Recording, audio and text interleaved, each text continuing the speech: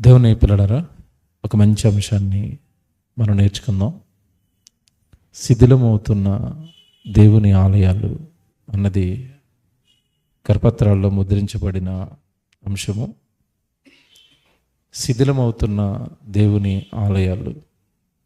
దేవుని పిల్లలారా, దేవుడు బైబిల్లో రాయించి తన పిల్లలందరికీ అందాలి అన్న ఉద్దేశంతో భూమి మీద మనుషులు మాట్లాడుకునే సుమారుగా అన్ని భాషలలోనికి దేవుడు బైబిల్ని తీసుకుని వచ్చాడు. కారణం ఏంటంటే, బైబిల్ చదువుతున్నప్పుడు, బైబిల్లో మాటలు వింటున్నప్పుడు లోకానికి తెలియనివి, మనిషి ఖచ్చితంగా వినవలసినవి అనేకమైన అద్భుతమైన జ్ఞానపు సంగతులు దేవుడు రాయించాడు. అది తన పిల్లలందరికీ తెలియాలి అన్న ఉద్దేశంతో భూమి మీద మీరు ఆలోచించండి. ముద్రణ యంత్రం కనిపెట్టగానే మొట్టమొదట దేవుడు బైబిల్ను త్వరగా ముద్రణకి తీసుకుని వచ్చి ముద్రించి ప్రజలందరి చేతుల్లోనికి, అన్ని భాషలు మాట్లాడుకునే వారి భాషల్లోనికి బైబిల్ను ఎందుకు తీసుకుని వచ్చాడు అంటే, ఈరోజు మీరు ఒక సంగతి వింటారు. ఏంట సంగతి అంటే, ప్రపంచం ఇంతకాలం ఆలయము అనగానే మనుషులు దేవుడికి కట్టిన గుడిని ఆలయంగా భావించారు. అదే దేవాలయం అనుకున్నారు. దాన్ని దేవుడు ఉండే స్థలంగా భావించారు. కానీ దేవుడు బైబిల్లో రాయించిన వాస్తవాలు, నిజాలు ఈ రాత్రి మనం బైబిల్లో నుండి చూద్దాం. 2000 సంవత్సరాల క్రితం ఒక మహాజ్ఞాని ప్రపంచానికి మానవ జీవితపు విలువలు, మానవ జీవితపు రహస్యాలు నేర్పించడానికి ఒక ఆయన వచ్చారు. ఆయనే మన ప్రభువైన యేసుక్రీస్తు. ఆయన ఈ భూమి మీద ఉన్న కాలంలో ఒక సంఘటన జరిగింది. ఆయన బోధ చేస్తూ చేస్తూ చేస్తూ యెరూషలేము దేవాలయం దగ్గర నిలబడి అక్కడ ప్రసంగం చేస్తూ వచ్చిన, మీరు ఈ దేవాలయాన్ని పడగొట్టండి, 3 దినాల్లో నేను తిరిగి మరలా దాన్ని లేపుతాను అన్నట్టు. జాగ్రత్తగా వినాలి, బాగా ఆలోచించాలి. ప్రజలు వాళ్ళు అప్పటికి ధర్మశాస్త్రం పట్టుకున్న వాళ్ళే, ఇశ్రాయేలీలే. వాళ్ళకే దేవుడు సరిగా అర్థం కాలేదా, దేవుడు జ్ఞానం సరిగా అర్థం కాలేదా అనిపిస్తుంది. ఎందుకంటే ఆయన దేవాలయం అనగానే వాళ్ళ దృష్టి ఎటు వెళ్ళిపోయిందో ఒకసారి బైబిల్ చూడండి. మీరు యోహాను సువార్త 2వ అధ్యాయానికి రండి. యోహాను సువార్త 2వ అధ్యాయం 19వ వచనం చూద్దాం. యోహాను సువార్త 2వ అధ్యాయం 19వ వచనం. యేసు, ఈ దేవాలయమును పడగొట్టండి, 3 దినములలో నేను మరలా తిరిగి లేపేస్తాను అన్నాడు. జాగ్రత్తగా వినాలే. ఈ దేవాలయాన్ని పడగొట్టండి, 3 దినాల్లో నేను తిరిగి లేపుతాను అన్నాడు. ఇప్పుడు చూడండి అక్కడ ఏం జరుగుతుందో. యూదులు ఈ దేవాలయమును 46 సంవత్సరములు కట్టిరే. ఏ దేవాలయం అంటేనండి, ఇది సొలొమోను కట్టిన దేవాలయం. సొలొమోను కట్టింది. అంతకుముందు చాలామంది రాజులు వచ్చి కూల్చేశారు, కట్టారు. చివరిగా కట్టేటప్పుడు అండి వీళ్ళకి 46 సంవత్సరాలు పట్టిందట దాన్ని నిలబెట్టడానికి. ఇప్పుడు మాట్లాడుతూ అంటున్నారు వాళ్ళు, ఇదిగో మీకు కనబడుతున్న ఈ దేవాలయాన్ని 46 సంవత్సరాలు కట్టిరే, నీవు 3 దినములలో దానిని లేపుదువా. చూసారా, మాకు కట్టడానికేమో 46 సంవత్సరాలు పట్టింది, నువ్వు 3 రోజుల్లో తిరిగి కట్టేస్తావా అంటున్నారు. అంటే ఇప్పుడు మీరు జాగ్రత్తగా ఆలోచిస్తే, ఆయన మాట్లాడుతున్న ఆలయము అనగానే వాళ్ళకి ఏది కనపడుతుంది చెప్పండి? కళ్ళ ముందు సొలొమోను కట్టిన ఆలయం కనపడుతుంది. ఇంతకీ యేసుప్రభు మాట్లాడుతున్నది మనుషులు చేతులతో, సిమెంట్తో, ఇటకలతో, లేదంటే ఆ రోజు సొలొమోను గారు బంగారంతో కట్టిన, మనుషులు చేతులతో కట్టిన దేవాలయం గురించి కాదు ఆయన మాట్లాడుతున్నది. బాగా వినాలి. వెంటనే ఆ మాటకి యేసుప్రభు ఏమంటున్నారు చూడండి. నీవు దాన్ని 3 దినములలో లేపుదవనిరి. అయితే ఆయన తన శరీరమును దేవాలయమును గూర్చి ఈ మాట చెప్పెను. ఇది అండర్లైన్ చేసుకోండి, ఎంత బాగుందండి బైబిల్. బట్ వండర్ఫుల్ నాలెడ్జ్ అండి బైబిల్. తన శరీరమును దేవాలయమును గూర్చి ఈ మాట చెప్పెను. శరీరాన్ని ఏమంటున్నాడు ఇప్పుడు? శరీరాన్ని ఏమన్నాడు? దేవాలయం. శరీరమే దేవుని ఆలయం. దేవాలయము అంటే దేవుని ఆలయం, దేవుడు ఉండే చోటు అని అర్థం. దేన్ని దేవాలయం అంటున్నాడు చెప్పండి? యేసుప్రభు అండి ఆ మాట మాట్లాడుతున్నది. తన శరీరమును దేవాలయం అన్నాడు. శరీరమును దేవాలయం. ఇప్పుడు చెప్పండి, శిథిలమవుతున్న దేవుని ఆలయాలు అనగానే చాలామంది ఏమనుకుంటారంటే చర్చెస్ గురించి ఏమైనా చెప్తారనుకుంటున్నారేమో. అంటే మన వాళ్ళకి దేవాలయం అనగానే ఏది గుర్తొస్తే చెప్పండి? ప్రజెంట్ మనకి మన కళ్ళ ముందు ఉన్న చర్చెస్, భవనాలు, బిల్డింగ్స్, దాని గురించి కదండి. దేవాలయము అనగానే యేసుప్రభు ఏం చెప్పాడంటే శరీరమే దేవాలయం. ఇప్పుడు ఈ శరీరం శిథిలం అవుతుందా? దేవాలయం అనగానే శరీరం అని అర్థమైంది మనకి. ఇంకా మీకు కావాలంటే ఇంకొక రెఫరెన్స్ చూపిస్తాను. ఇందా మీరు చదువుకున్న వాక్యపట్నంలో చదువుకున్న భాగాన్ని ఒకసారి మనం చదివితే, కొరింథీ పత్రిక కూడా ఒకసారి చదవండి.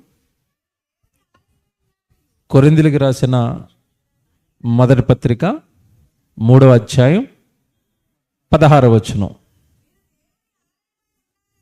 ఎంత బాగా రాస్తున్నాడు చూసారా? మీరు అన్నాడు చూడండి అక్కడ. మీరు ఆలయమై ఉన్నారనియు దేవుని ఆత్మ మీలో నివసించుచున్నాడనియు. ఏమంటే పదం చూసారా? చివరి పదం ఏమంటున్నాడు? మీరు ఎరగరా అంటే అర్థం ఏంటి? మీకు తెలీదా? చూసారా ఎలాగుందో బైబిల్ భాష? మీకు తెలీదా? ఏమండి అది ప్యూర్ మీరు ఎరగరా అంటే మీకు అది అర్థం కాదు. కానీ మనం మాట్లాడుకునే లోకల్ లాంగ్వేజ్ మీకు తెలీదా? జేఎన్టీకి ఎటెల్లాలో మీకు తెలీదా అన్నాడు అనుకోండి, ఎలాగుంటుంది మొహం మీద? పక్కనే ఉన్న జేఎన్టీకి, పక్కనే ఉన్న హైటెక్ సిటీకి రోడ్డు మీకు తెలీదా అన్నాడు అనుకోండి, మనకి ఎలాగుంటుందా మాట? చాలా ఏదో చిన్నగా అనిపిస్తుంది. పిల్లోడికి 5వ సంవత్సరం వచ్చేసింది, స్కూల్లో వేయాలని మీకు తెలీదా అన్నాడు అనుకోండి, ఎలాగుంది? అది ఎలాగుంది? మీకు అర్థమవుతున్నాయి ఇవి? అంటే ఈ చిన్న విషయం కూడా మీకు తెలీదా? ఆయన చూడండి ఎలా మాట్లాడుతున్నాడు. శరీరము దేవాలయము, అందులో దేవుడు నివసిస్తాడు. ఆ శరీరాన్ని పవిత్రంగా ఉంచాలి, పాపపు కార్యక్రమాలకి ఇవ్వకూడదు, శరీరంలో పాపము ఏలకూడదు. శరీరము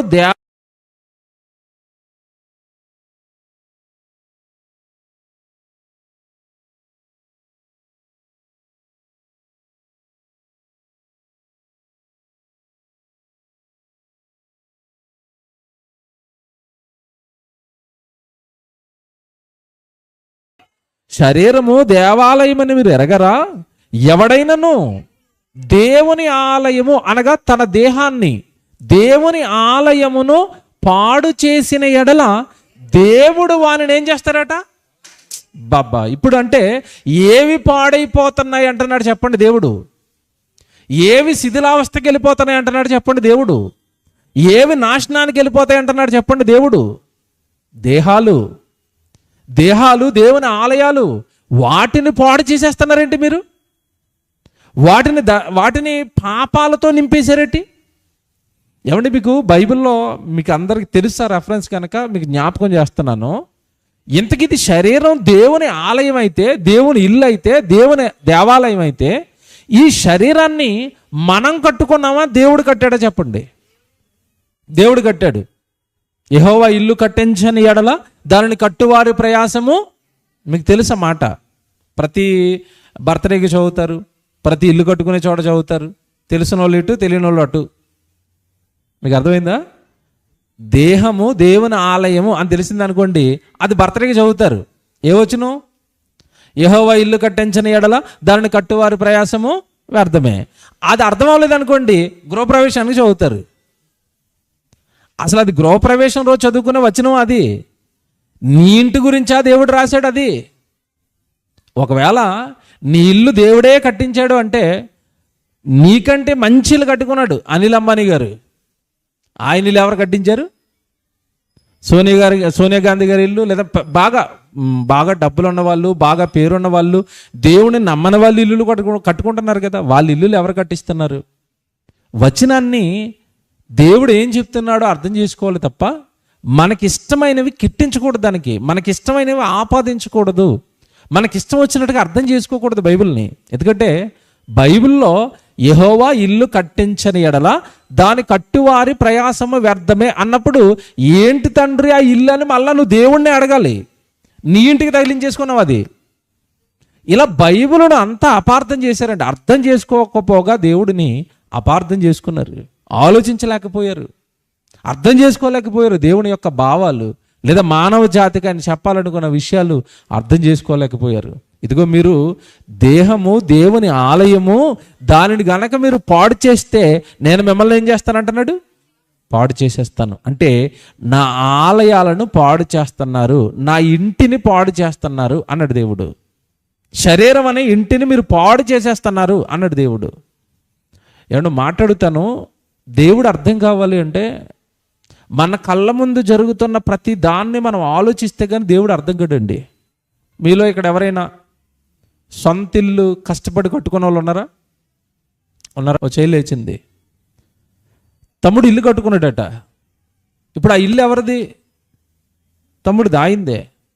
మీరు ఆ ఇంటికి వెళ్ళి మీరు స్పీడ్గా బండి వేసుకెళ్ళి గోడ గుద్దండి.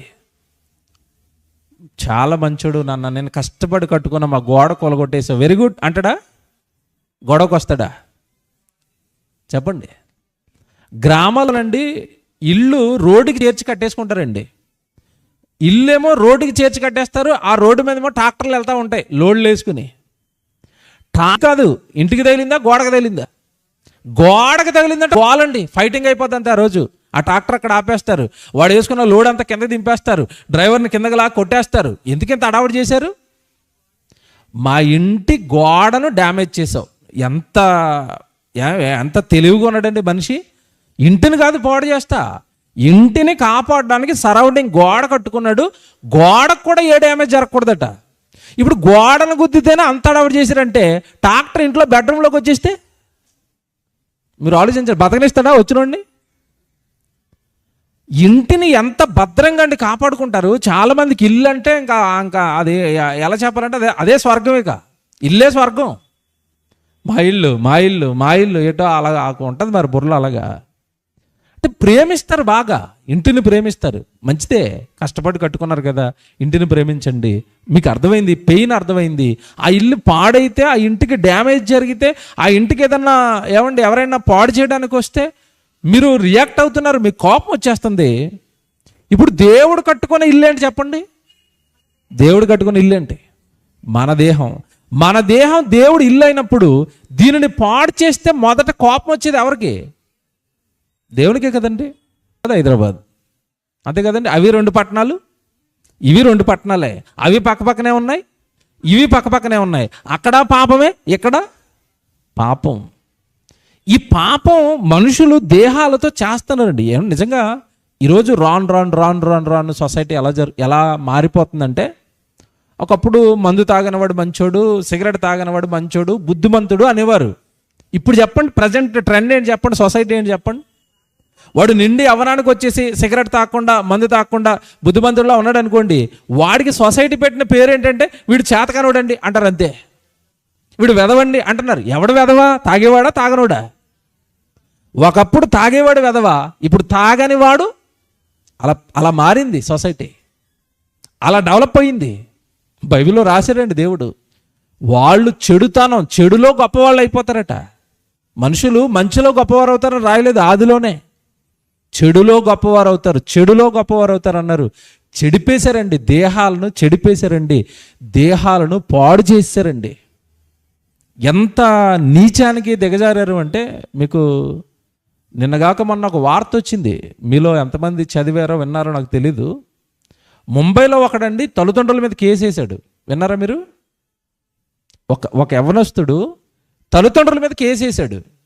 ఏంటనుకున్నారు కేసు? ఇంతకీ, నేను వీళ్ళ గర్భాన్ని పుట్టడం వల్ల నేను ఎంజాయ్ చేయలేకపోతున్నాను లైఫ్ను. పేదరికంలో పుట్టారు వీళ్ళు, పేదవాళ్ళు. పేదరికంలో పుట్టడం వల్ల నేను లైఫ్ని ఎంజాయ్ చేయలేకపోతున్నానని అమ్మ నాన్నల మీద ఏమని కేసు వేసాడంటే, నా పర్మిషన్ లేకుండా నన్ను ఎందుకు కన్నారు అని కేసు వేసాడు. ఎలా ఉన్నారు చూసారా? సొసైటీ ఎక్కడ పోతుంది చూసారా? ఎంత దుర్మార్గానికి ప్రపంచం చేరుకుంటుందో చూసారా? అమ్మ నాన్నల మీద కేసు వేసాడండి, నన్ను ఎందుకు అన్నారు అని. చెప్పండి, ఎలా ఉంది సొసైటీ? బాగుపడుతుందా, నాశనానికి వెళ్తుందా? బాగుపడుతుందా, చెడిపోతుందా? చెప్పండి. మన హైదరాబాద్ అండి నిజంగా ఎంత పాపానికి హబ్బుగా మారిపోయిందంటే కో లివింగ్ రిలేషన్షిప్ సెంటర్స్ అని వచ్చాయి. మీకు తెలుసో లేదో? ఒకప్పుడు లాడ్జ్లో స్త్రీ పురుషులు ఇద్దరు తెలిస్తే వాళ్ళకి మ్యారేజ్ అవ్వలేదంటే అది ఇల్లీగల్ అని పోలీసు వాళ్ళు అరెస్ట్ చేసేవారు. ఇప్పుడు కోర్టులో ఎలాంటి తీర్పులు ఇచ్చాయంటే వాళ్ళిద్దరికీ ఇష్టమైతే ఉండనివ్వండి, మీకేమైంది అంటున్నారు వాళ్ళు. దీన్ని ఆసరాగా చేసుకునండి.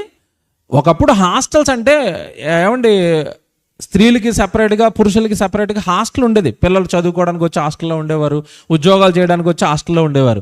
ఇప్పుడు రాను సొసైటీ ఎలా పెరిగిపోయిందంటే వాళ్ళిద్దరికి ఇష్టం అనుకోండి, వాళ్ళిద్దరూ కలిసి ఉండడానికి హాస్టల్స్ వచ్చాయి. ఇప్పుడు ఇదేమో రెంట్ 4,000 5,000 ఉంటుంది, అదేమో 40,000 ఉంటుంది.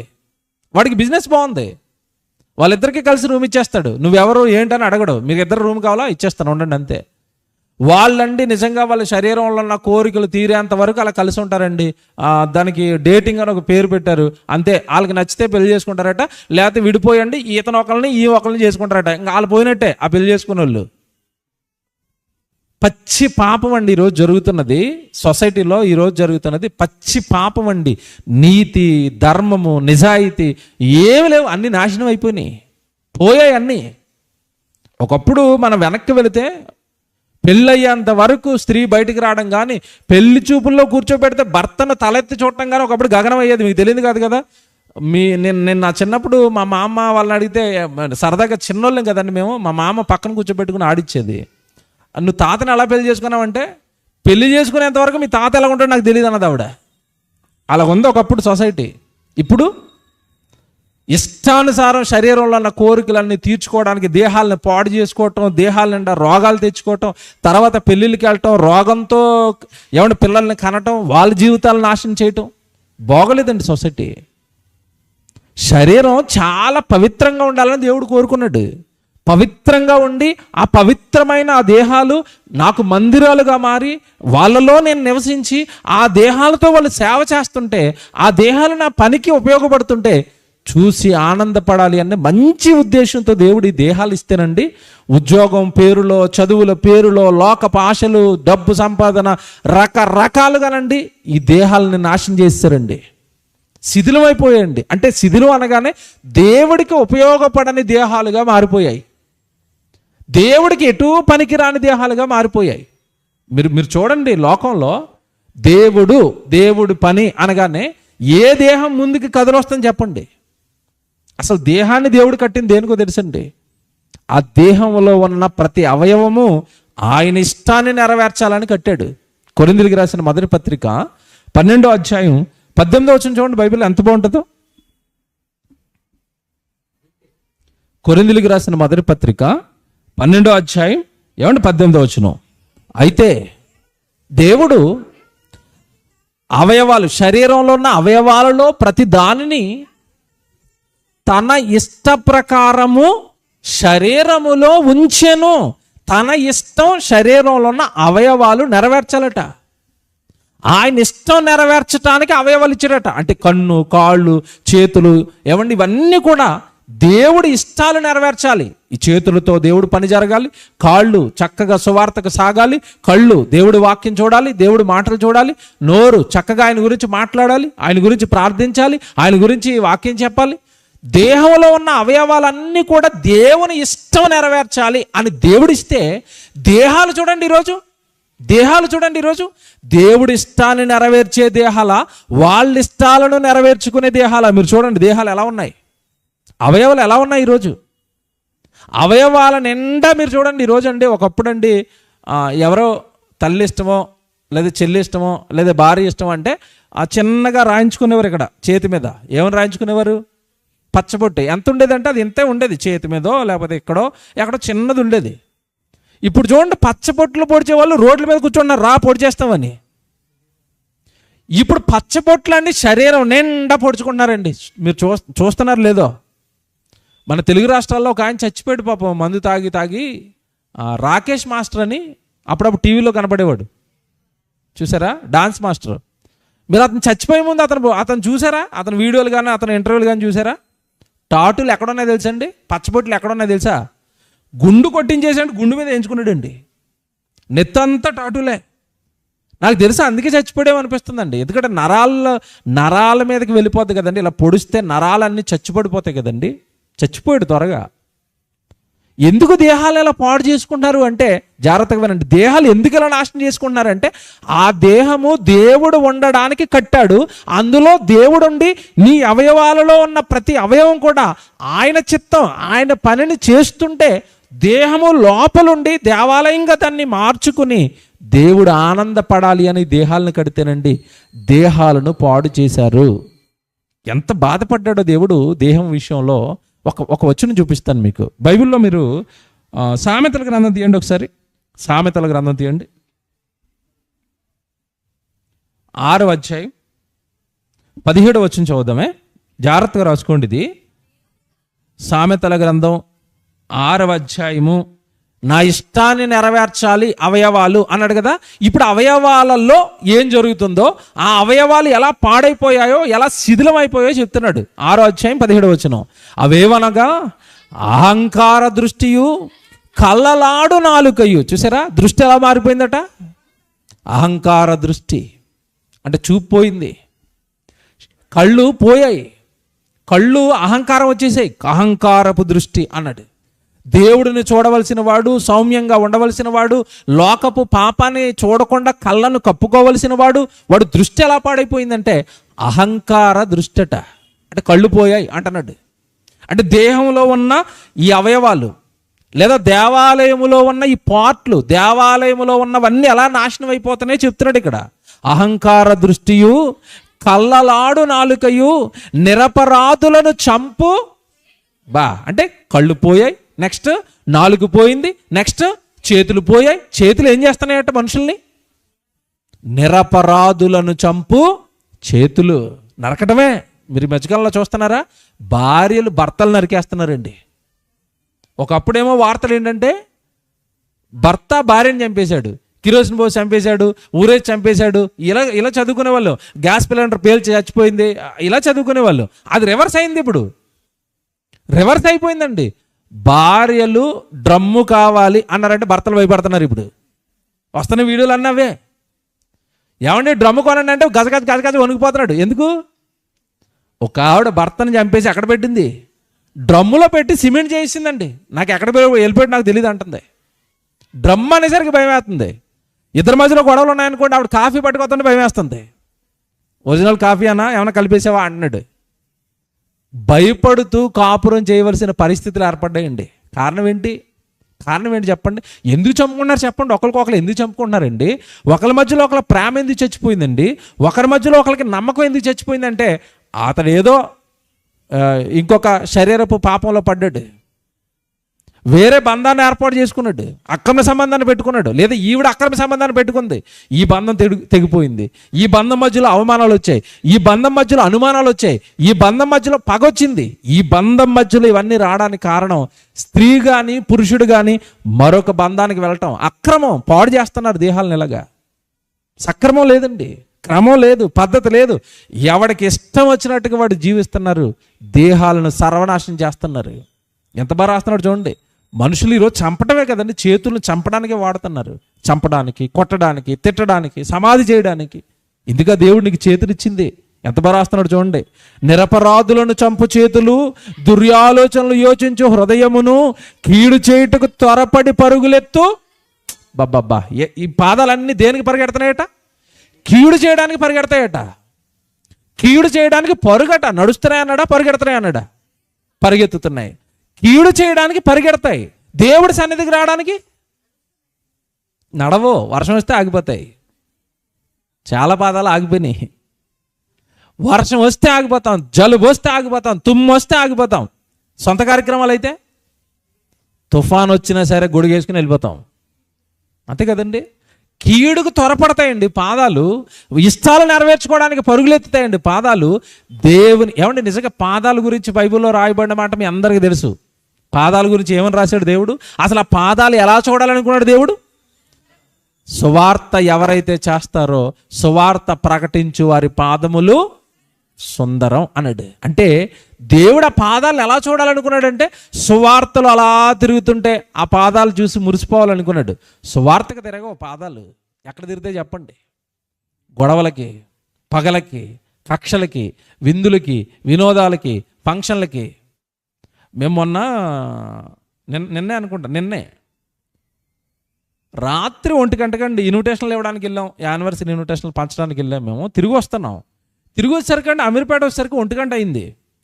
1 గంట అంటే టైం ఏ టైం చెప్పండి? అది అందరూ నిద్రపోయే టైము. విచిత్రం ఏంటంటే మాకు తిరిగి హెడేక్ వస్తుంది, టీ దొరుకుతుందేమని వెళ్ళామండి.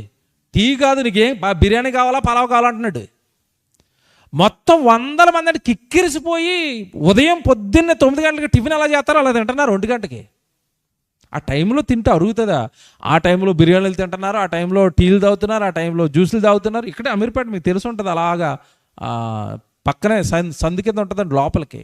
అమీర్పేట దాటేసి అటు సికింద్రాబాద్ వెళ్ళే రోడ్డు. జనం అండి, అక్కడ జనం కొట్లు 1 గంటకి. నేను ఆశ్చర్యపోయాను, ఇంత మంచి జనం ఈ టైంలో. 40 సంవత్సరాలు దాటాయంటే మీరు చెప్పండి, నేను సంపూర్ణంగా ఆరోగ్యంగా ఉన్నాను అంటారు ఎవరైనా? ఆరోగ్యం ఉందండి? 40కే బీపీ, షుగరు, మొక్కలు అరిగిపోయినాయి, చేతుల పైకి లేకట్లేదు. ఏటి ఇలాగ అయిపోయినాయి? 40 ఏళ్ళకే అంటే 40 అసలు ఒకప్పుడండి గ్రామాల్లో, ఇప్పటికీ మీరు వెళ్ళండి, నేను సువార్తకి వెళ్తున్నప్పుడు ఆశ్చర్యపోతానండి. అలాంటి పెద్దోళ్ళు ఎవరైనా ఎదురైతే గ్రామాల్లో ఇప్పటికి వెళ్తానండి 80 ఏళ్ళు చక్కగా గట్టి బలంగా ఉండి ఆవిడ పనులు ఆవిడ చేసుకుంటుంది. ఒక ఆవిడ కొడుకుని కన్నది, కొడుకు మనవని కన్నాడు, మనవడు ఇంకొక మనవని కన్నాడు. 4 తరాలు చూసింది. 84 సంవత్సరాలట. ఆరోగ్యంగా ఉంది, పనిచేసి చీపురుతో నేను వాకలు తుడుతుందండి. 84 ఏళ్ళు. వీళ్ళు 40 ఏళ్ళకే మంచం ఎక్కేశారు. కారణం ఏంటి?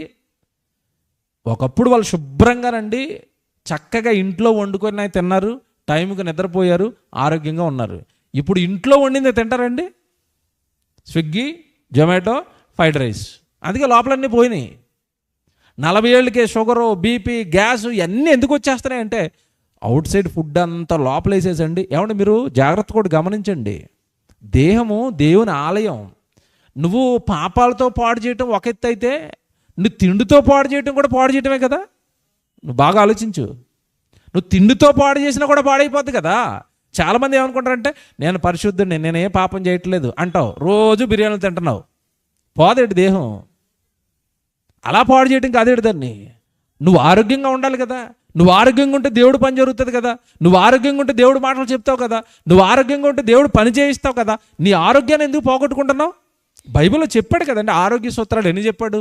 మాంసం హెచ్చుగా తినబడుతూ నువ్వేం చేయొద్దు అన్నాడు? సహవాసం చేయొద్దు నాయన, ఆడు మంచోడు కాదు, నీకు మాంసం అలవాటు చేస్తాడు అన్నాడు. హైదరాబాద్లో వచ్చినాక అందరూ మాసాలు అయిపోయారు. కూరగాయలు ఎట్టండి ఇంటికి వచ్చినప్పుడు హైదరాబాద్లో ఎవరైనా చుట్టాలకి కింద నుంచి బ్యాగ్ చూస్తాడు, ఇదేటరా నాయన కాకరకాయ ఇట్టావు అంటాడు. ఏం పెట్టాలి మరి? చికెన్ బిర్యానీ తెస్తే అమ్మ ప్రశాంతంగా ఉంది. అలవాటు పడిపోయారండి, అలవాటు పడిపోయారు. దేహాలను పాడు చేసేసుకుంటున్నారు. దేవుని పిల్లరా ఎంత బాధపడుతున్నారు చూసారా? ఆరోగ్యాన్ని పాడు చేసుకుని దేహాలను మూలన పడేసే వాళ్ళు ఒకళ్ళైతే, చేతిలో ఉన్న ఏమంటే దేహంలో ఉన్న అవయవాలన్నిటికీ కూడా పాపాన్ని అలవాటు చేసి అవయవాలతో పాపం చేయించి పాడు చేస్తున్న వాళ్ళ లిస్ట్ చెప్తున్నాడు ఇక్కడ. కిందకి చూడండి, ఇంకా ఒక మాట అంటాడండి, ఎంత బాగుంటుందంటే, కీడు చేయుటకు త్వరపడి పరుగులెత్తు పాదములను, లేని వాటిని పలుకు అబద్ధ సాక్షియు, అన్నదమ్ములలో జగడము పుట్టించు వాగును. నా కుమారుడా, నీ తండ్రి ఆజ్ఞను గైకొనుము, నీ తల్లి ఉపదేశమును. చూసారా, తల్లి తండ్రి దేవుడు మాటలు చెప్తున్నారు కదా. ఒరే నువ్వు దేవుళ్ళో ఉండాలని చెప్తున్నారు కదా, నువ్వు దేవుడి కొరకు పుట్టావని చెప్తున్నారు, దేహం దేవుడిదని చెప్తున్నారు కదా. ఎందుకు వాటిని పాడు చేసేసుకుంటున్నారు మీరు? దేవుడు ఎంత బాధపడుతున్నారు చూసారా? దేవుని పిల్లలారా, మనకిష్టమైనవి బాగా వినండి, మనకిష్టమైనవి ఏ వస్తువైనా, ఏ బట్టలైనా, ఏదైనా కానీ మనకి ఇష్టమైంది ఏది పాడు చేసినా మనం చాలా హట్ అయిపోతామండి, బాధపడిపోతాం. అవును కదా చెప్పండి? ఇక్కడ కూర్చున్నప్పుడు ఇప్పుడు ఫస్ట్ నుంచి సెకండ్ థర్డ్ మొత్తం ఇలాగ మీరు కూర్చున్నారు కదా, ఒక్కొక్కరిని ఇక్కడ తీసుకొచ్చి నీకు ఏది ఇష్టం అని అడిగామనుకోండి, అందరూ ఒకటి చెప్తారా? రకరకాలు చెప్తారా? నాకు బండి ఇష్టం, నాకు కారు ఇష్టం, నాకు గాజులు ఇష్టం, నాకు చెవులీలు ఇష్టం, ఇలాగే కదా లిస్ట్ ఉంటుంది. ఒక్కొక్కరిది ఒక ఇష్టం. ఇప్పుడు నీకు ఏది ఇష్టమో బాగా అది పట్టుకొచ్చి ఇక్కడ పగలగొట్టేశాను నేను. చాలా మంచోడు అండి అంటారా? ఇష్టమైన దాన్ని పాడు చేస్తే మీకు ఏమొస్తుంది చెప్పండి? కోపం. ఇప్పుడు భూమి మీద కల్లా దేవుడికి ప్రకృతిలో చాలా ఉన్నా బాగా ఇష్టమైంది ఏదంటే దేహం అండి. మళ్ళీ చెప్తున్నాను, దేహాలు పాడు చేసుకోకండి, దేహాల్లో పాపాన్ని ఏలనివ్వకండి, దేహాల్లో ఆరోగ్యాన్ని పాడు చేసే దేన్ని మీ దేహాల్లో ఉంచుకోకండి. సిగరెట్లు, గుట్కాలు, తంబాకులు, మందు తాగటం, ఏమండి ఈ ఆరోగ్యాన్ని పాడు చేసే ఆహార పదార్థాలు తినటం ఏది మీ దగ్గర రానివ్వకండి. మీరు ఆరోగ్యంగా ఉండాలి, మీ దేహాల్లో దేవుడు నివసించాలి, మీ దేహాలు దేవుడు పనికి ఉపయోగపడాలి. దేహాలను భద్రం చేసుకోండి అంటున్నాడు దేవుడు.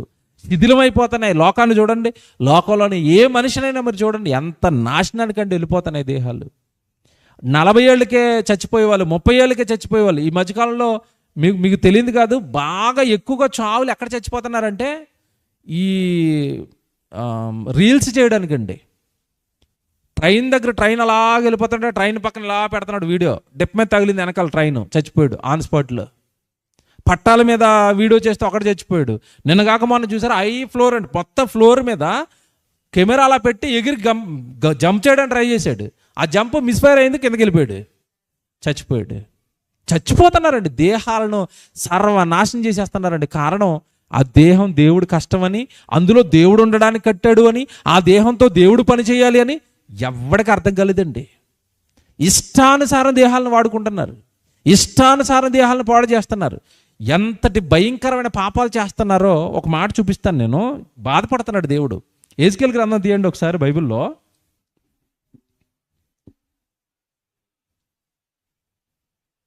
ఎహెజ్కేలు గ్రంథం 20వ అధ్యాయం చూద్దాం ఒకసారి. 20వ అధ్యాయానికి రండి, క్షమించండి 22వ అధ్యాయం అండి, 9వ వచనం చూద్దాం.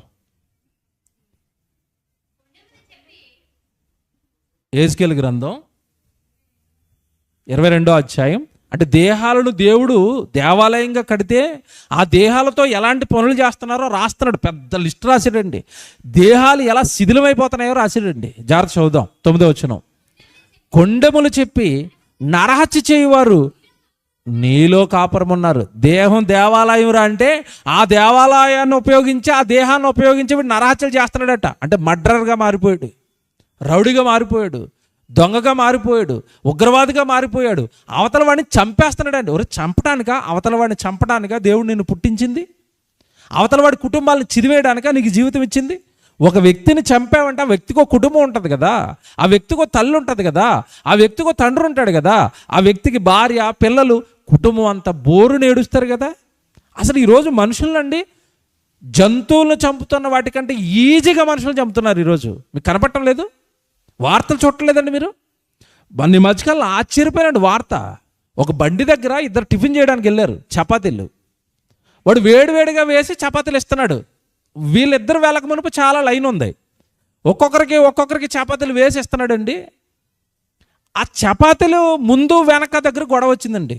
వీడు ముందు వచ్చాడట, వెనకాల వచ్చినోడికి చపాతీలు ఇచ్చేసాడు. ఆడు అందేసుకున్నాడు ప్లేటు. నా ప్లేటు నువ్వు అందుకున్నావేటని గొడవ. ఆ గొడవ పెట్టుకున్నాడు. అవతల వాడు తాగేస్తున్నాడు అండి, గంజాయి తాగాడో లేదా ఏం తాగాడో తెలియదు, మత్తులో ఉన్నాడు. మత్తులో గొడవాడాడంటే వాడు మాట్లాడుతూనే ఉన్నాడు. ఇలా పైకి లేపాడు, ఇక్కడ కత్తి ఉందని పేక్కోయిస్తాడు. చపాతీ కోసం అండి. ఇటు చపాతీ కోసం చంపేస్తాడా? మీకు ఏమర్థమవుతుందో? సొసైటీ భయం వేస్తుంది సొసైటీని చూస్తే. నరకటం, చంపటం, కొట్టటం, తిట్టటం ఇదంతా కూడా అంటే కామన్ అయిపోయిందండి సొసైటీకి. పాడైపోయాయి దేహాలన్నీ, నాశనమయ్యాయి దేహాలన్నీ. దేవుడి ఇష్టాలు నెరవేర్చడానికి కట్టుకున్న దేవుని ఇష్టమైన దేహాలన్నింటినీ పాడు చేసేసారండి. చెప్తున్నాడు, ఎంత బాధపడుతున్నాడు చూడండి. కిందకి వెళ్ళేసరికి, కొండెములు చెప్పి నరహత్య చేయవారు మీలో కాపురమున్నారు, పర్వతముల భోజనం చేయవారు నీ మధ్య నివసించుచున్నారు. అంతే కదండి. భోజనాలకు ఎక్కడెక్కుతున్నారట? కింద భోజనం చేయలేవా? కింద చేస్తే థ్రిల్ ఏముంది? ఎక్కడ చేయాలి? వెళ్ళి గాల్లో చేయాలి. ఈ మధ్యకాలంలో మీరు చూసారా, గాల్లో బెలూన్ అలా పైకి తీసుకెళ్తుంది, ఏదో అంటారు దాన్ని, పారాచూటేనా, దాంట్లో ఎక్కుతారు కదండి. రౌండ్గా ఎక్కారు, అది పైకి వెళ్ళిన తర్వాత కాలిపోయింది, అది మంటలు వచ్చేసాయి. అందులో సుమారు 9 మంది అండి చచ్చిపోయారు కింద పడి, కాలిపోయి, కొంతమంది కింద పడిపోయి. అందులోకి ఎందుకు ఎక్కావంటే ఏం చేయడానికి ఎక్కాడు? ఎంజాయ్. భోజనం చేయడానికి పర్వతాలు ఎందుకు ఎక్కుతున్నాడు నాకు ఏం అర్థం అవ్వలేదు. ఆ రోజు మరి పైకి వెళ్ళడానికి టెక్నాలజీ రాలేదు కదా, అందుకే కింద ఏం చేస్తాం, వీడు పర్వతం ఎక్కాడు, అక్కడి నుంచి కాలు చేరితే కింద పడతాడు. ఇప్పుడు పైకి పారాచూట్లు ఎక్కే వాళ్ళు మీరు ఈ మధ్యకాలంలో చూస్తున్నారు లేదో, పెద్ద పెద్ద లోయల్లోనండి వెనకాల జాకెట్లు వేసుకుని దానికి ఒక రింగ్ ఉంటుంది, అలాగ రింగ్ మీద అలాగ జారుకుంటా ప్రయాణం చేసుకుంటా కింద లోయి పడ్డడానికి చచ్చిపోతాడు, ఇంక అడ్రస్ ఉండడు. ఎందుకు తిరుగుతున్నారు ఇలా పిచ్చెక్కిపోయి అంటే, ఆ దేహం దేవుడిది, దేవుడు పని చేయడానికి ఆ దేహం ఇచ్చాడని మర్చిపోయి ఎంజాయ్లో పడ్డారు. ఈ లోకాన్ని అనుభవించడానికి దేహం అనుకుంటున్నారు. ఆ రోజు ఉన్నారు వీళ్ళు భోజనాలు చేయడానికి ఎక్కడెక్కుతున్నారట, నాకేం అర్థం అవ్వలేదు. ఇంట్లో కూర్చొని భోజనం చేస్తే అరగదండి, పర్వతం ఎక్కి చేయాలా? చూడండి ఎలా రాస్తున్నాడు, పర్వతంలో ఎక్కి భోజనము చేయవారు నీ మధ్య ఉన్నారు, నీలో కామ వికార చేష్టలు, అది పాడు చేశారు ఆ దేహాలని, కామ వికార చేష్టలతో పాడు చేశారు. ఏమంటే ఈరోజు మీరు టీవీ ఆన్ చేయండి, ఏ ప్రోగ్రాం చూడండి, దాని అంటే ఏం కనపడుతుంది చెప్పండి మీకు? అశ్లీలం, బూతులు, భార్య భర్తలు ఇద్దరు కాపురం ఇంట్లో ఏమంటే గుట్టు చప్పుడు కాకుండా 4 గోడల మధ్య చేసుకునే కాపురాన్ని స్కిట్ల పేరుతో జబర్దస్తులకు తీసుకురాలేదా? మీరు అవి పెట్టండి జబర్దస్తులు, అవి ఆ కామెడీ, అవి హాస్యమా అపహాస్యమా చెప్పండి? అది అపహాస్యం, సరసోక్తులు, దేవుడికి ఇష్టం లేని బూతులన్నీ పట్టుకొచ్చారు దాంట్లో. అది చెప్తున్నాడు, ఒరే నువ్వు చేసే చేష్టలు, నువ్వు పాడే పాటలు, సినిమా పాటలు చూడండి అన్నీ ఎలాగున్నాయి. ఈరోజు పాటలు బాగున్నాయా? ప్రోగ్రామ్స్ బాగున్నాయా? మీరు టీవీ పెట్టండి, సినిమా పెట్టండి, ఏది పెట్టండి, బూతు. అసలు పిల్లలతో కూర్చుని తల్లిదండ్రులు టీవీ కానీ సినిమా కానీ చూసే రోజులండి ఇవి. నీలో ఏం జరుగుతున్నాయి అంటున్నాడు, కామ వికార చేష్టలు జరుగుచున్నవి. ఇంకా చెప్తున్నాడు చూడండి లిస్ట్, తమ తండ్రి మానాఛాదనము తీయువారు నీలో ఉన్నారు, అసూచి అయి స్త్రీని చెరుపువారు నీలో కాపురం. ఏమంటే లిస్ట్ భయంకరమైన, చదవలేము. మీరు చదువుకోండి ఇంటికి వెళ్ళిన తర్వాత, టైం అయిపోద్ది. చదివితే అన్ని పాపాలు పాడైపోయినాయి. నా దేహాలు నాశనం చేశారు, ఇలా నాశనం చేశారు, నా దేహాలన్నీ పాడు చేసేసారు అంటున్నాడు దేవుడు. దేవుని పిల్లలారా, దేహాలు ఇచ్చింది పాపాలు చేయడానికి కాదు, దేహాలు ఇచ్చింది ఎంజాయ్ చేయడానికి కాదు, దేహాలు ఇచ్చింది తిని త్రాగి సుఖించి ఆనందించి ఈ లోకాన్ని విడిచిపెట్టి వెళ్ళిపోవడానికి కాదు. దేహాలతో దేవుని పని జరగాలి, దేహాలు దేవుడి ఇష్టాన్ని నెరవేర్చాలి, దేవుడి సంతోషాలు నెరవేర్చాలి, దేవుడికి అనుకూలంగా దేహాలు మారాలి. ఓ మాట నిజంగానండి బైబిల్ చదువుతున్నప్పుడల్లా ఎంత సంతోషాన్ని ఇస్తుంది అంటే, కొరింథీయులకు రాసిన 2వ పత్రిక తీయండి ఒకసారి, 6వ అధ్యాయం 18వ వచనం. నిజంగా దేవుని కోరిక అండి ఇది, ఎంత బాగుంటుందో ఈ కోరిక. ఈ దేహాల గురించి దేవుడు ఎంత బాగా ఆలోచించుకున్నాడు, ఎంత ఇష్టాన్ని, దేహం పైన ఉన్న ఇష్టాన్ని దేవుడు ఎంత బాగా తెలియజేశాడో ఈ మాట ఒకసారి చూడండి. కొరింథీయులకు రాసిన 2వ పత్రిక 6వ అధ్యాయం 18వ వచనం. మనము జీవము కలిగిన దేవునికి ఆలయమై ఉన్నామనియు, అందుకు దేవుడు ఎలాగూ సెలవిచ్చుచున్నాడు, నేను వారిలో నివసించి. అంటే ఇప్పుడు దేవుడు ఎక్కడ నివసించాలనుకుంటున్నాడు? నీలో నివసిస్తాను, నా నివాస స్థలం నువ్వే, నీ దేహమే. మనలో నివసిస్తాడు. ఎవరు నివసిస్తానంటున్నాడు? దేవుడు. ఇక్కడ మాట్లాడుతాను, జాగ్రత్తగా వినండి. దేవుడు నివసిస్తాను అన్నప్పుడు ఎక్కడ నివసిస్తానంటున్నాడు? దేహంలో. మీరు జాగ్రత్తగా వినండి. దేవుడు అనగానే మనకు మొట్టమొదటి గుర్తొచ్చే ఒక మాట, దేవుడు అనగానే ఆయన లక్షణాలు చెప్పండి అంటే మొట్టమొదటి ఏం చెప్తాం చెప్పండి మనం? దేవుడు అనగానే పరిశుద్ధుడు. బాగా వినాలి. పరిశుద్ధుడైన దేవుడు దేహాలలో నివసించేంత పవిత్రంగా నేడు దేహాలు ఉన్నాయా చెప్పండి? ఉన్నాయా? మీకు ఇది అర్థం అవ్వదు. మీకు ఇంకో ఉదాహరణ చెప్తాను. మనిషి నివసించే స్థలము, జంతువు నివసించే స్థలము రెండు ఒకేలా ఉంటాయా? ఏమైనా తేడాలు ఉంటాయా? మనుషులు పడుకునే ఇల్లు ఎలా ఉంటుంది, గేదెలు పడుకునే పాక ఎలా ఉంటుంది? శుభ్రంగా ఉంటుంది? అది ఉండదండి. అక్కడే పాసుకేస్తే, అక్కడే డబల్ వేసేస్తే, అక్కడే పడుకుంటాయి అవి. కానీ మనిషి ఇంటిని ఎలా ఉంచుకుంటాడు? శుభ్రంగా ఉంచుకుంటాడు. నేను మనిషిని కనుక నాకు పరిశుభ్రత ఉండాలి. పరిశుభ్రంగా ఉన్న ఇంట్లోనే నేను ఉంటాను. హైదరాబాద్లో నాకు తెలుసండి, మీరు అప్పుడప్పుడు రెంట్కుండే వాళ్ళు రూములు మారుతూ ఉంటారు. మారేరా? అవతల ఇంట్లో రెంట్కి వెళ్ళాలనుకున్నప్పుడు ఇంటిని మొదట ఏం చేస్తారు చెప్పండి? కడగటంలో మామూలుగా కడగరు చాలామంది. యాసిడ్ పట్టరా, ముందు వాళ్ళు ఎలాగున్నారో ఏంటో, వాళ్ళు ఎలాగా వాడారో ఏంటో, ఆ క్రిములు ఏమైనా ఉండిపోయినేమో, టాయిలెట్లన్నీ యాసిడ్ వేసి కడిగేలా, ఇల్లులన్నీ మంచి కెమికల్ వేసి కడిగేలా శుభ్రం అయిపోతే కానీ నేను అక్కడికి రాను. నాకు డౌట్ ఏంటంటే, ఇల్లు కడుక్కుని ఇంట్లోకి ఎందుకు వెళ్ళారని అడుగుతున్నాను. ఇల్లు ఎందుకు కడుక్కున్నారు ఇంట్లోకి వెళ్ళేటప్పుడు? మేము ఉండే ఇల్లు ఎలా ఉండాలి? శుభ్రంగా ఉండాలి. మరి దేవుడు ఉండే దేహం బుర్ర నిండా పాపపు ఆలోచనలు, చూపేమో పాప చూపు, నోటి నిండా బూతులు, నోటి నిండా సరసోక్తులు, నోటి నిండా ఆడరాని మాటలు, ఇవన్నీ ఆడేస్తూ దేహం నిండా పాపాలు నింపేసుకుని దేవా నాలోకి వచ్చాయి అంటే వచ్చేస్తాడా? ఉంటాడా చెప్పండి? ఉంటాడండి? మురికింట్లో నువ్వే ఉండనప్పుడు పాపాలతో నిండిపోయిన నీ దేహంలో దేవుడు ఉంటాడా? ఎప్పుడైనా ఆలోచించాడండి మనిషి? ఎప్పుడైనా ఆలోచించాడా? ఎవరి హృదయం కదిపినా, ఎవరి మాటలు చూసినా కల్మషం, ద్వేషాలు, పగలు, గొడవలు, అసూయలు, ఇంత భ్రష్టత్వం హృదయం నిండా పెట్టుకుంటే అందులో దేవుడు ఎలాగ ఉంటాడు? వచ్చి ఉండడండి, ఉండలేడండి. పసిపిల్లల హృదయంలా మానవ హృదయాలు మారాలి. పగలు, కక్షలు, భేదాలు ఇవేమి ఉండకూడదు. అప్పుడు కానీ ఆయన ఉండలేడు. అక్కడికి వచ్చి నీతో పాటు ఉండలేడు, నీతో పాటు నివసించలేడు, నీతో పాటు సంచరించలేడు. దేవుడు ఏమర్థమయ్యాడండి? దేహాల విలువ ఏమర్థమైంది చెప్పండి? ఏమర్థమైంది దేహాల విలువ? ఎన్ని మాటలు రాయించినా దేవుడు ఎంత మొత్తుకుంటున్నా ఈ దేహాలు పాడు చేయొద్దు అని మనుషులకు అర్థం కాలేదండి. ఇగో ఎవడైనా నా దేవాలయమును పాడు చేసిన ఎడల వాని నేనేం చేస్తాను అంటే అర్థం ఏంటి? భూమి మీద ఉన్నంతకాలం మనిషి ఏమనుకున్నాడంటే, నా జీవితం నా ఇష్టం, తింటాను, త్రాగుతాను, మందు తాగుతాను, వ్యభిచారం చేస్తాను, దొంగతనాలు చేస్తాను, నరహత్యలు చేస్తాను, నాకు ఇష్టానుసారం పాపాలు చేసుకుంటాను, నన్ను ఎవడు అడుగుతాడు అనుకుంటున్నాడు. దేవుడు ఏమంటున్నాడు? చేయరా, చేయి, పాడు చేయి. పాడు చేసి పాడు చేసి పాడు చేసి పాడు చేసి చచ్చిపోతావు. చచ్చిపోవడం అంటే చావు అంటే ఏంటి చెప్పండి? దేహము మనిషి అనగా ఆత్మ వేరైపోతావు. వస్తావు కదా బయటికి. ఆ దేహాన్ని పాడు చేసి దాన్ని నాశనం చేసి అక్కడే పడేసి వస్తావు కదా. రా, తర్వాత చెప్తాను నీ సంగతి.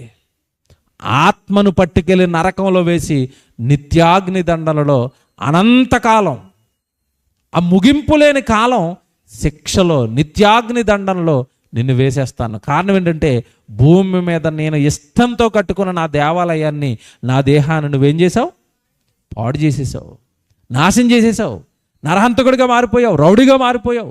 ఎప్పుడు చూసినా నీ జీవితం నుండి నాకు కనపడినవన్నీ పాపాలు తప్ప నీతి, న్యాయము, యథార్థత, దేవుడు, పరిశుద్ధత, పవిత్రత ఇలాంటి గుణాలు, స్వభావాలు నీలో ఏమీ కనపడలేదు కనుక నిన్ను పాడు చేస్తాను, నిన్ను నిత్యాగ్ని దండంలో వేస్తాను. చివరికి దేవుడు ఈ దేహాలను పాడు చేసేవారికి దేవుడు ఇస్తున్న బహుమానం ఇది. ఇందా చెప్పాను కదా వెరీ స్టార్టింగ్లో, ఇంటిని పాడు చేస్తే మనం ఊరుకోం, దేహాలను పాడు చేస్తే దేవుడు ఊరుకోడు. మన ఇష్టం కాదు మన దేహం, మనది కాదు దేహం ఇది. కొరింథీయులకు రాసిన మొదటి పత్రికలో 3వ అధ్యాయం అనుకుంటాం చూడండి ఒకసారి. 3వ అధ్యాయంలో ఒక మంచి మాట ఉంటుంది.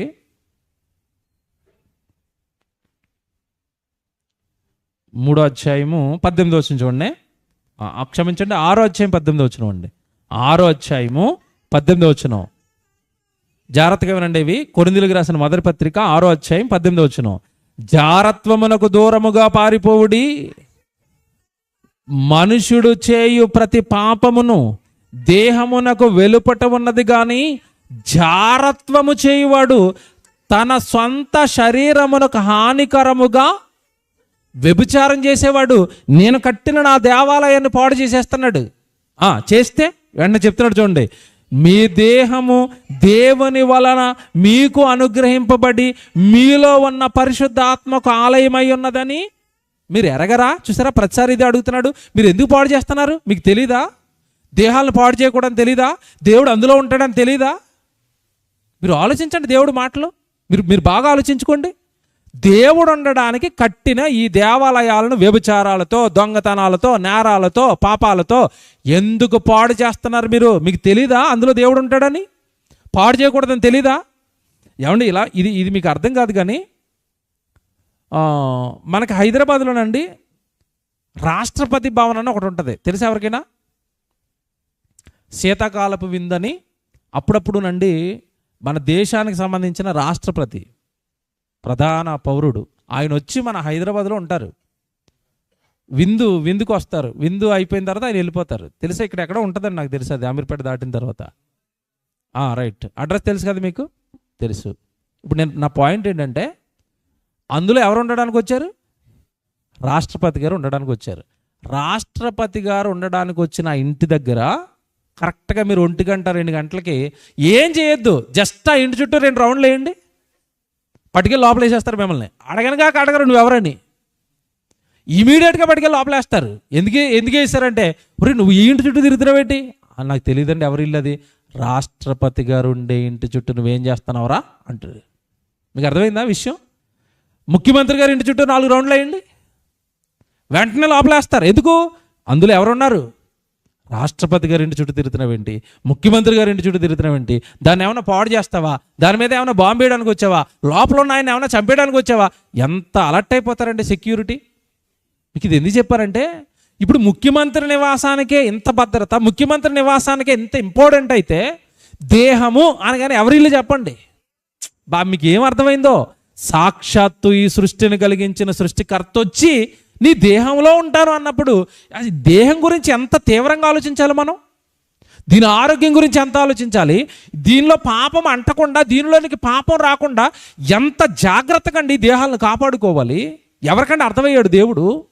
ఇక్కడ చెప్తున్నాడు, మీ దేహము మీది కాదు, నా వలన మీకు అనుగ్రహింపబడింది, నేనిచ్చాను, నేను కట్టాను తల్లి గర్భంలో, నేనుంటాను దాంట్లో, నాదది, నా ఇల్లు అది, నేను కట్టుకున్నది అది.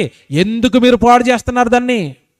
కింద చూడండి, అక్కడ వెంటనే ఏమంటాడు, మీరు మీ సొత్తు కారు, విలువ పెట్టి కొనబడ్డారు. మీరు మీ దేహాలతో పాపాలు చేసుకుని శిథిలం అయిపోతే మరలా నా కొడుకు యేసుక్రీస్తుల వారిని రప్పించి ఆయన రక్తంతో మీ పాపాలన్నీ కడిగి మీ దేహాలను మరలా పరిశుద్ధపరిచి, రక్తం ఇచ్చి కొనుక్కున్నాను కదా మిమ్మల్ని, రక్తం ఇచ్చి కొన్నాను కదా, రక్తంతో మీ దేహాల కంటే నా మురికంతా పాపం అంతా కడిగేశాను కదా. ఎందుకయ్యా మరలా పాపం చేస్తారు? ఎందుకయ్యా మరలా దేహాలను పాడు చేస్తున్నారు? ఎందుకు దేవుని కంట కన్నీరు ఈరోజు మిగిల్చింది లోకం? మీరు ఆలోచించండి. దేహాలు విలువ తెలియలేదండి.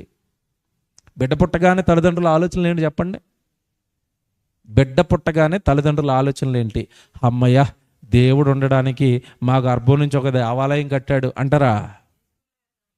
ఈయన్ని రాబోయే రోజుల్లో కలెక్టర్ని చేసేద్దాం అనుకుంటున్నానండి. కలెక్టర్ని చేసే ఆడు లోపల అంతా ఏముంటాయి? అప్పుడు ఏముంటాయి? ఆఫీసు, ఉద్యోగం, కేసులు, గొడవలు. లోపల దేవుడు ఉంటాడా? బిడ్డ పుట్టగానే అమ్మ, దేవుడు ఉండడానికి ఒక దేవాలయం మా గర్భం ద్వారా కలిగించాడండి, దేవుడు దేవాలయం అండి మా కళ్ళ ముందు కదులాడుతున్నది, ఇందులో ఎలాగైనా దేవుడు నివసించేటట్టుగా ఈ దేహాన్ని భద్రపరుస్తానండి, నా కొడుకుని భద్రపరుస్తానండి, నా కూతుర్ని భద్రపరుస్తానండి, ఇందులో దేవుడు ఉండాలండి, ఇది దేవుని దేవాలయం అండి, ఇది పాడైపోకూడదండి, దీనిని నేను కాపాడాలండి, కాపలా కాయాలండి. ఎవరు కాయాలి చెప్పండి? ముందు బాగా ఆలోచించుకోండి మీరు. ఈ దేహాలు పాడవకూడదంటే ముందు కాపలా ఎవరు కాయాలి? తల్లి, తండ్రి. మళ్ళీ చెప్తున్నాను, మీ పిల్లల దేహాలకు బాధ్యత మీదే. మిమ్మల్ని అడుగుతాడు, నువ్వు కదా కన్నావు, నువ్వు కదా పెంచావు, నీ కళ్ళ ముందు కదా వాడు పెరిగాడు, వాళ్ళు నేనుండడానికి కదా నీ చేతిలో పెట్టాను నా దేవాలయాన్ని, ఎందుకు పాడు చేసావు దేవాలయాన్ని? ఎందుకు పాపానికి వాడు అప్పగిస్తుంటే నువ్వు కళ్ళారా చూస్తూ ఎందుకు ఉండిపోయావు? ఏమంటే మనుషులు లోక సంబంధమైన వాటిల్లో ఏ తప్పు చేసినా ఊరుకుంటారా? మీకు అర్థం కాదని చెప్తాను. పిల్లలు స్కూల్కి వెళ్ళదనుకోండి, ఊరుకుంటారండి? సండే స్కూల్కి వెళ్ళ మమ్మీ అన్నాడు, ఏమంటారు చెప్పండి? పోలే, ఏం కదరా, చూసారా, సండే స్కూల్ అంటే ఏం కాదని 4 పక్కేస్తాడు. ఆడు కాలేజీకి వెళ్ళన్నాడంటే అసలు భూకంపం వచ్చేసినంత ప్రళయం ఇంట్లో. కాలేజీకి వెళ్ళలేదు, అసలు బతకనేవారు, తిన్నవారు, ఆ రోజు తిండేటరాడికి. సాయంత్రం వరకు తిప్పబడుతారండి. నువ్వు సోమరోడివి, ఫీజులు కడుతున్నావు, ఇంట్లోనే కూర్చున్నావు. నువ్వు సండే స్కూల్కి వెళ్ళినప్పుడు ఎప్పుడైనా తిట్టావా? నీ కుర్రోడు చర్చికి వెళ్ళినప్పుడు ఎప్పుడైనా తిట్టావా? నీ కుర్రోడు బైబిల్ చదవనప్పుడు తిట్టావా? ఇదే కాపుదల మనం తీసేసాం, కంచెలు తీసేసాం. ఆ దేవాలయాన్ని కాపాడే బాధ్యత మనదే. పిల్లల దేహాలు దేవునికి దేవాలయాలు. నువ్వు చిన్నప్పటి నుంచి దేవుడు, ఒరే నీ హృదయంలో దేవుడు ఉండాలిరా. ఎవరు చెప్పారండి? సెల్ ఫోన్లు ఇచ్చారు, లోకం ఇచ్చారు, చదివి ఇచ్చారు, డబ్బు పిచ్చి పెట్టారు, వాళ్ళు ఏమైనా గొడవలు పెట్టారు, ఆ ఆంటీ మంచిది కాదు, పక్కోడు మంచోడు కాదు, పెదనాన్న మంచోడు కాదు, ఇయ్యట్టారు లోపల. దేవుడిని ఎక్కడిట్టారండి మనుషులు? అన్నీ చిన్నప్పటి నుంచి వాళ్ళ కల్మషం నింపారండి. చిన్నప్పటి నుంచి వాళ్ళ పగలు, కక్షలు, ప్రేమలు నింపలేదు. నేను మళ్ళీ చెప్తున్నానండి, పెద్దవాళ్ళకి మీకు గొడవలు ఉండొచ్చు, అవి మీరు చూసుకోండి. అవి ఎవరి వరకు వెళ్ళకూడదు? పిల్లల వరకు వెళ్ళకూడదు. అవి పసి హృదయాలు. అవి మంచోడు కాదు అని చిన్నప్పుడు ఒక్క ముద్ర వేసావంటే ఆడు జీవితకాలం ఆడు మంచోడు కాదంటాడు. అంతే. ఆడు మంచోడే మారిపోయినా సరే ఇడు మంచోడు కాదంటాడు. ఎందుకంటే పిల్లల హృదయం తెల్లటి కాగితం, నువ్వేది రాస్తే అదే ఉంటుంది. ప్రేమ రాయు, ఏం అనకూడదురా, పెద్దవాళ్ళని గౌరవించాలని రాయు, పెద్దవాళ్ళని సన్మానించాలని రాయు, పెద్దవాళ్ళు ఏదైనా చెప్తే వినాలని రాయు, నిజంగా దేవుడు చెప్పిన ప్రతి మాట మన హృదయంలో ఉండాలని రాయు. ఇది పిల్లల హృదయాల్లో తల్లిదండ్రులు పెట్టవలసింది. దేవుని పిల్లలారా, శిథిలావస్థకు చేరిపోయండి దేవాలయాలన్నీ. శిథిలం. ఏ దేవాలయం చూడండి, ఏ దేహం చూడండి, లోక సంబంధమైన ఆశలు, పాపాలు, నేరాలు, ఈ లోకమే జీవితం అని బతుకుతున్నారు తప్ప దేహాలలో దేవుడు లేకుండా పోయాడు. ఎంత బాధపడ్డాడో ఓ మాట చూపిస్తాను. హెబ్రీయులకు రాసిన పత్రిక చూడండి. హెబ్రీయులకు రాసిన పత్రిక. బాధపడుతున్నాడు దేవుడు. ఈ దేహాలు పాడైపోయి, ఈ దేహాలలో ఉన్న అవయవాలన్నీ కూడా లోకంలో కలిసిపోయి దేవుడి కొరకు అవి వాడబడినప్పుడు దేవుడు బాధ అంటే నిజంగా ఎలా చెప్పుకున్నాడు అంటే, అవయవాలు, ఇందాక మీకు చెప్పాను కదా, అవయవాలు దేవునివి, అవయవాలు దేవుని ఇష్టం నెరవేర్చడానికి అని ఒక వచనం చదువుకున్నారు కదా. ఇప్పుడు హెబ్రీ పత్రిక 12వ అధ్యాయానికి రండి. 12వ అధ్యాయానికి 11వ వచనం చదువుదాం చూడండి.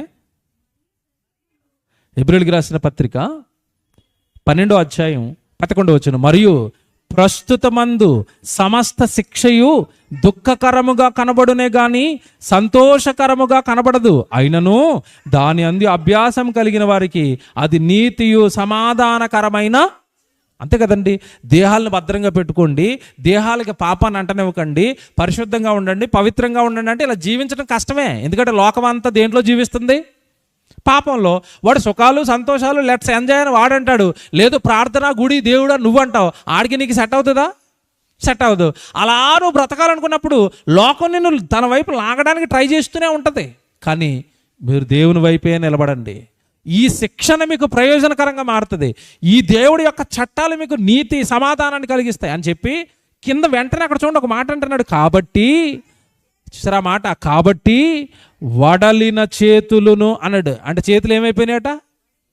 పోయాయా? శిథిలమైపోయా? చేతులు పోయాయి. వడలిన చేతులను, సడలిన మోకాళ్ళను బలపరచండి. ఎందుకు వీక్ అయిపోయాయి?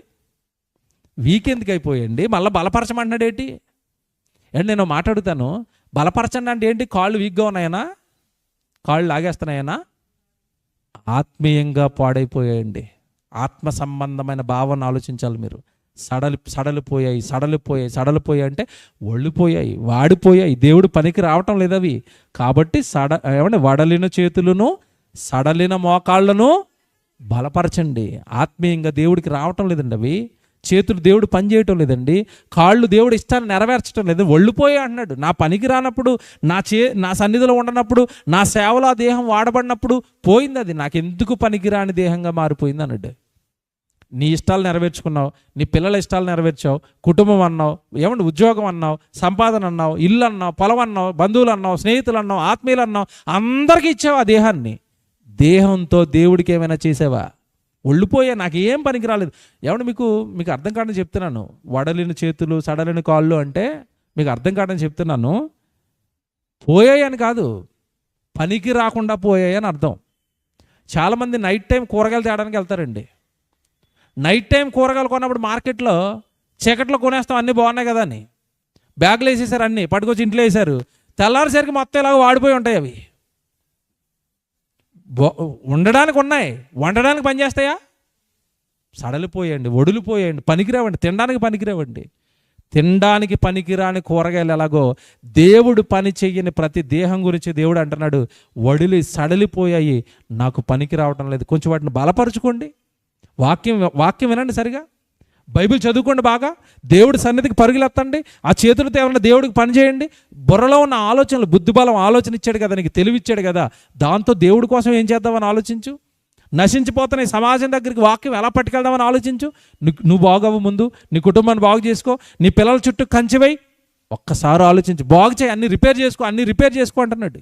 ఇంకా తర్వాత మాట చూడండి, అక్కడ తర్వాత మాట, మరియు కుంటికాలు బెనకక బాగుపడు నిమిత్తము మీ పాదములకు మార్గములను, సరే కుంటికాలట, బెనికిపోయిందట, మీ పాదాలకు మార్గాలను సరళం చేసుకోండి. ప్రభు మార్గంలోకి రండి, వాక్యంలోకి రండి. ఆ పాదాలు దేవుడు పనిలోకి పెట్టండి. మీకోసం బ్రతికింది చాలు, కుటుంబం కోసం బ్రతికింది చాలు, లోకానికి ఆ దేహం ఇచ్చేసింది చాలు. దేవుడికి ఇవ్వండి. దేవుడు దేవుడు ఉండాలని కోరుకున్నవి, దేవుడు ఇష్టపడినవి, దేవుడు ప్రేమించినవి దేహాలు శిథిలమైపోయేయండి, నాశనానికి వెళ్ళిపోయేయండి. ఇక్కడ మాట చెప్తాను, ఇప్పుడు మీకు చివరి మాట ముగించేస్తాను. దేహము దేవుడిది, దేహంతో దేవుడు పని చేయాలి, దేవుడి ఇష్టాన్ని నెరవేర్చాలి అన్నాం అనుకోండి, ఈ భూమి మీద ఉన్న ఏ మనిషి అయినా ఈ మాట నమ్ముతాడండి? చెప్పండి, నమ్ముతాడా? నమ్మడు. పోనీ దేవుడి కోసం బ్రతుకు అంటే ఆ వాక్యానికి లోబడి దేవుడి పనిలో దేహాన్ని పెట్టగలిగేంత ఆత్మీయతలో ఉన్నారా? లేరు. ఎంత వాక్యమేనండి, బయటికి వెళ్ళి పాపం చేస్తాం, బయటికి వెళ్ళి నేరాలు చేస్తాం, బయటికి వెళ్ళి మా ఇష్టానుసారంగా బ్రతుకుతాం. ఇప్పుడు అసలు సీక్రెట్ ఒకటి చెప్పి నేను ముగించేస్తాను. అసలు ఎంత వాక్యమన్నా నా దేహం ఎందుకు దేవుడు పని చేద్దాం, దేవుడి కోసం బ్రతుకుదామని ఎందుకు ఆలోచించడం లేదంటే, ఇక్కడ మీరు జాగ్రత్తగా ఒక పాయింట్ ఆలోచించాలి. దేహం పుట్టింది మట్టిలో నుండి, ఓకేనా? ఇది ఎక్కడి నుంచి పుట్టింది? మట్టిలో నుండి.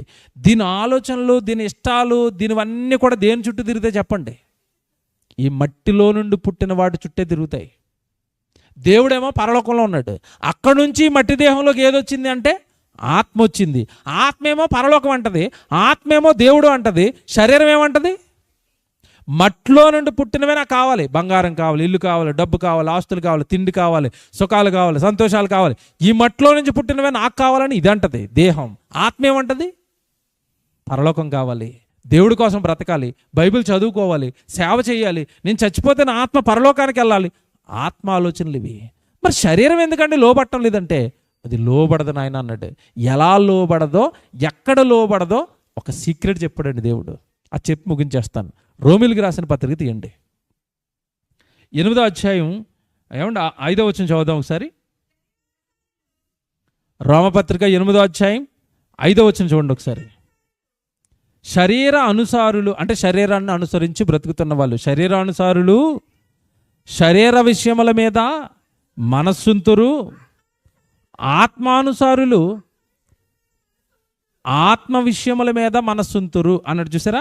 శరీరానుసారులట, నెక్స్ట్ ఆత్మానుసారులట. శరీర అనుసారమైన శరీరాన్ని అనుసరించిన ఆ మనస్సు మరణము, ఆత్మానుసారమైన ఏమంటే ఆ జీవితం జీవానికి తీసుకుని వెళ్తుంది. ఇంకా నెక్స్ట్ ఎలయనగా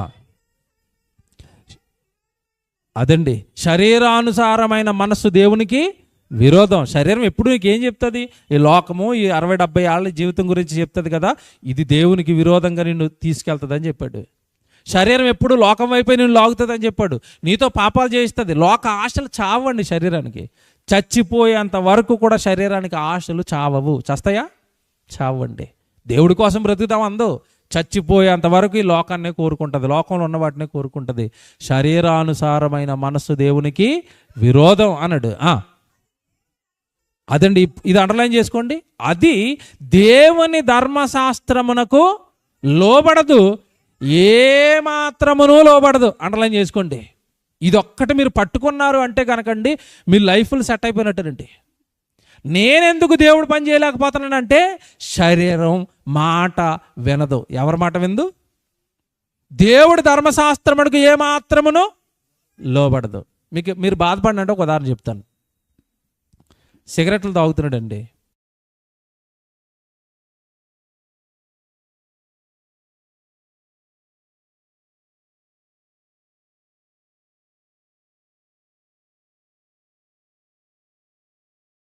ఎలా ఉంటుంది?